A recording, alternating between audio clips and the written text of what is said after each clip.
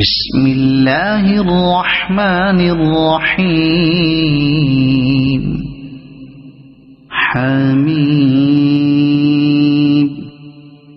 والكتاب المبين إنا جعلناه قرآنا عربيا لعلكم تعقلون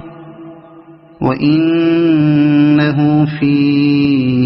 أم الكتاب لدينا لعلي حكيم أفنضرب عنكم الذكر صفحا أن كنتم قوما مسرفين وكم أرسلنا من نبي في الأولين وما يأتيهم من نبي إلا كانوا به يستهزئون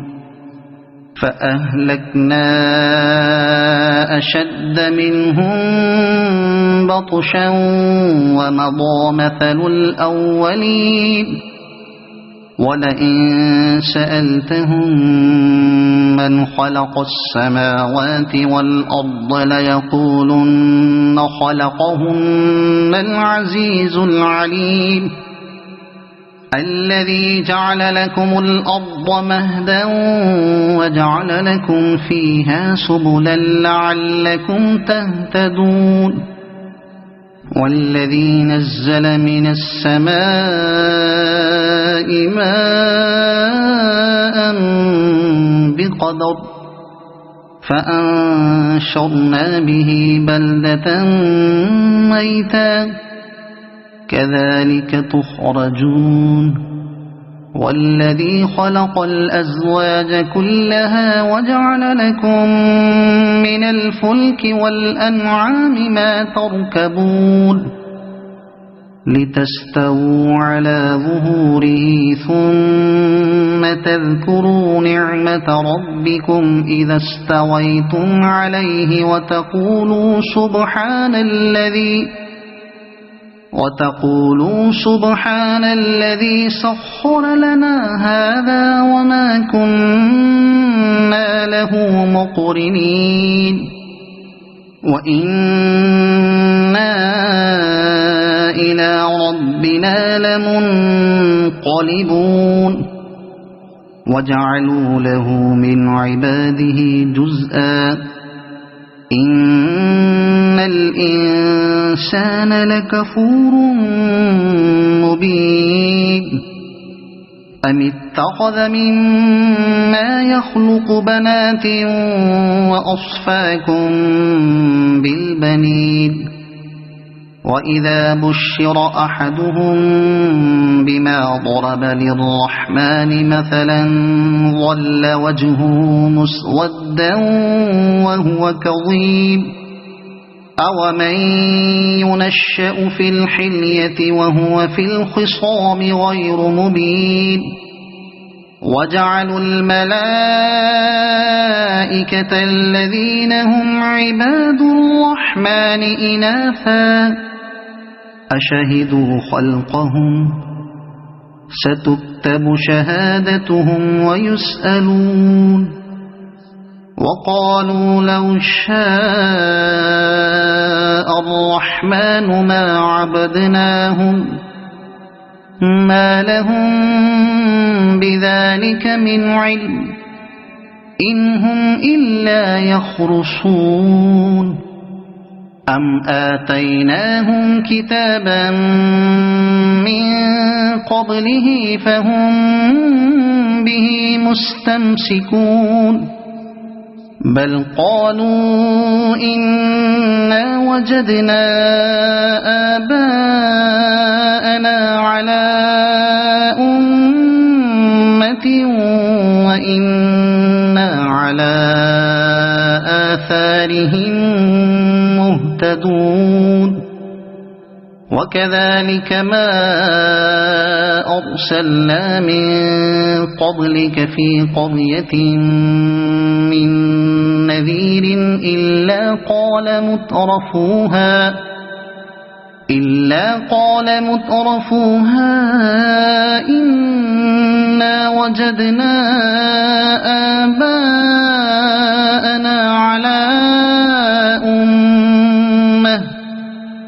على أمة وإنا على آثارهم مقتدون قال أولو جئتكم بأهدى مما وجدتم عليه آباءكم قالوا إنا بما أرسلتم به كافرون فانتقمنا منهم فانظر كيف كان عاقبة المكذبين وإذ قال إبراهيم لأبيه وقومه إنني براء مما تعبدون إلا الذي فطرني فإنه سيهدين وجعلها كلمة باقية في عقبه لعلهم يرجعون بل متعت هؤلاء وآباءهم حتى جاءهم الحق ورسول مبين ولما جاءهم الحق قالوا هذا سحر وإنا به كافرون وقالوا لولا نزل هذا القرآن على رجل من القريتين عظيم أهم يقسمون رحمة ربك نحن قسمنا بينهم معيشتهم في الحياة الدنيا ورفعنا بعضهم فوق بعض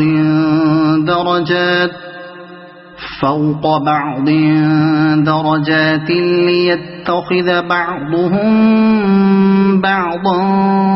سخريا ورحمة ربك خير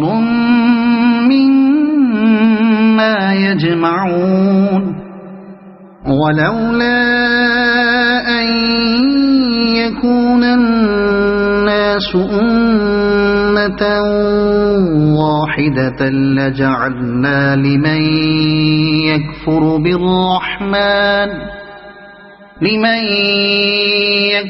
بالرحمن لبيوتهم سقفا من فضة ومعارج عليها يظهرون ولبيوتهم أبوابا وسررا عليها يتكئون وزخرفا وإن كل ذلك لما متاع الحياة الدنيا والآخرة عند ربك للمتقين ومن يعش عن ذكر الرحمن نقيض له شيطانا فهو له قرين وإنهم ليصدونهم عن السبيل ويحسبون أنهم مهتدون حتى إذا جاءنا قال يا ليت بيني وبينك بعد المشرقين فبئس القرين ولن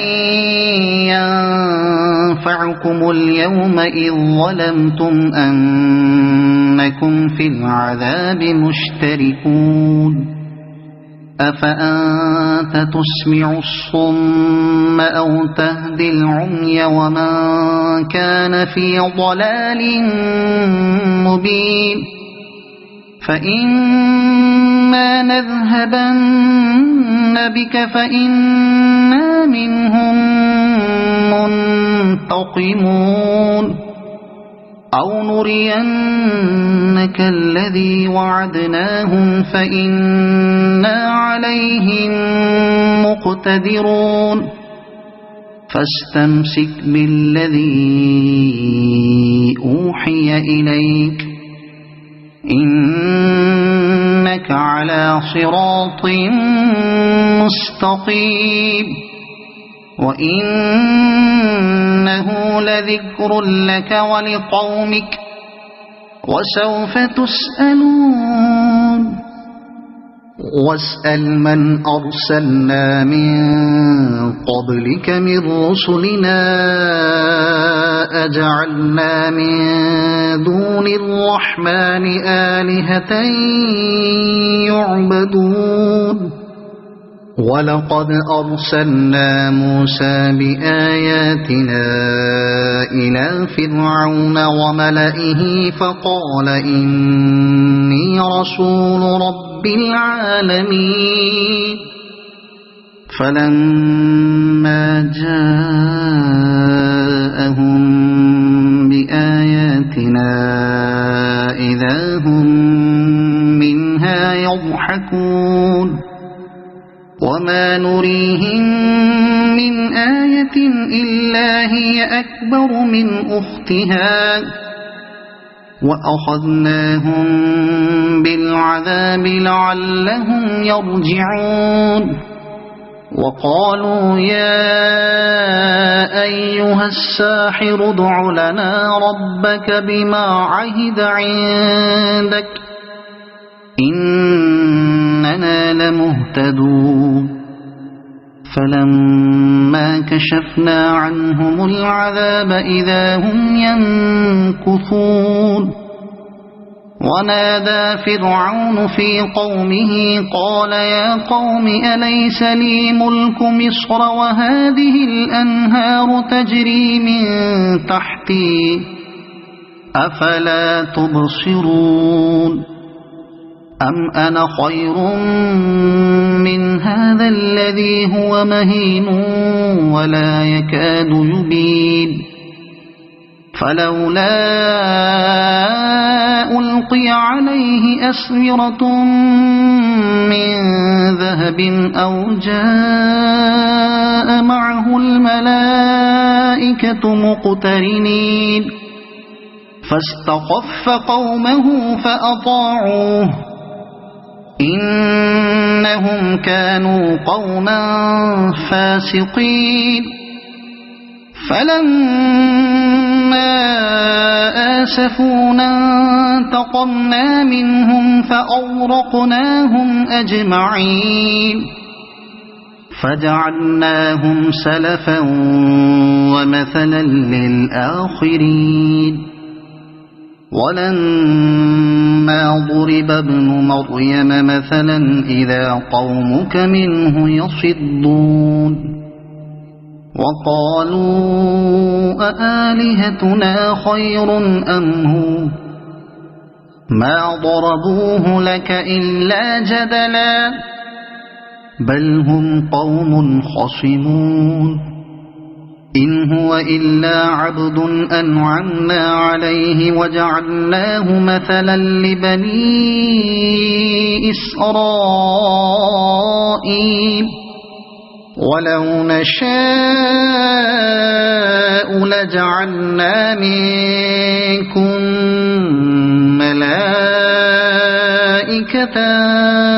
في الأرض يخلفون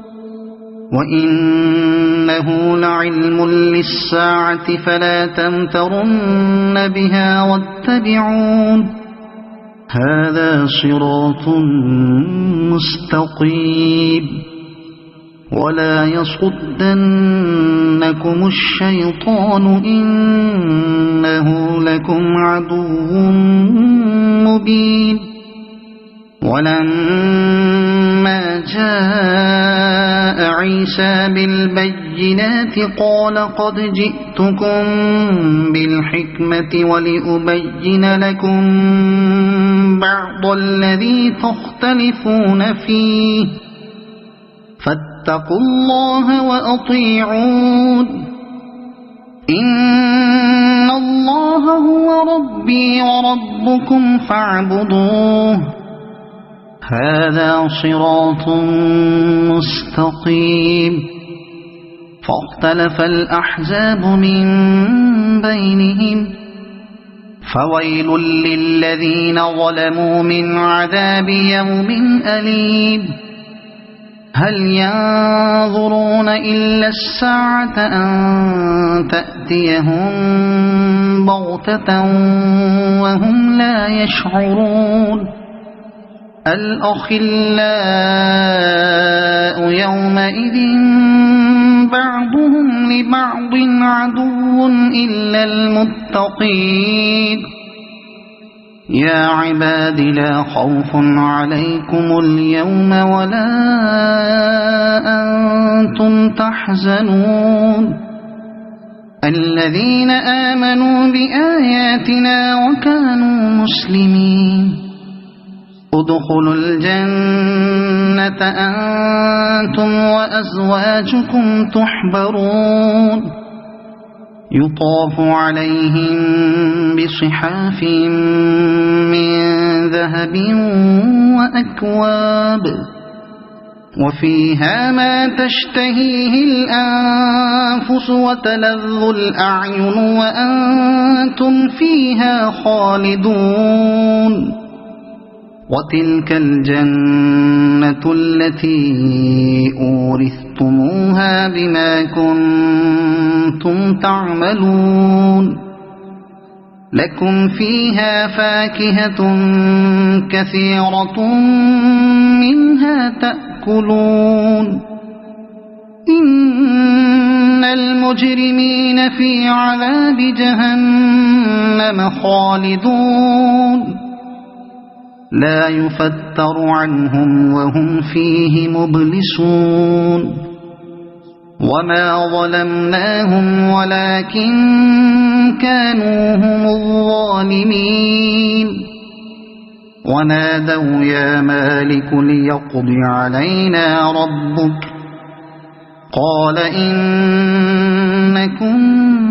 ماكثون لقد جئناكم بالحق ولكن أكثركم للحق كارهون أم أبرموا أمرا فإنا مبرمون أم يحسبون أنا لا نسمع سرهم ونجواهم بلى ورسلنا لديهم يكتبون قل إن كان للرحمن ولد فأنا أول العابدين سبحان رب السماوات والأرض رب العرش عما يصفون فذرهم يخوضوا ويلعبوا حتى يلاقوا يومهم الذي يوعدون وهو الذي في السماء إله وفي الأرض إله وهو الحكيم العليم